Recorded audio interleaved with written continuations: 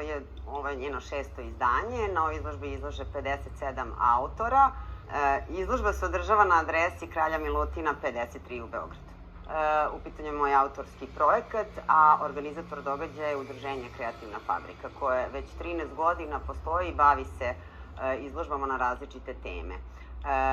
Pored ove teme imamo i paralelni svet, svet u boji, crno-beli svet, i imat ćemo do kraja godine jednu bitnu izložbu u Kući Kralja Petra na temu refleksija, koja će doživjeti svoje 9. izdanje. Što se tiče ove izložbe, zastupljene su skoro sve tehnike likovne i primenjene umetnosti, te možete vidjeti crteže, grafike, slike, akvarele, fotografije, digitalne grafike, mozaike, skulpture, keramiku i imamo čak i industrijski dizajn jednog autora koji je izložio stolicu. Ja se već duže vreme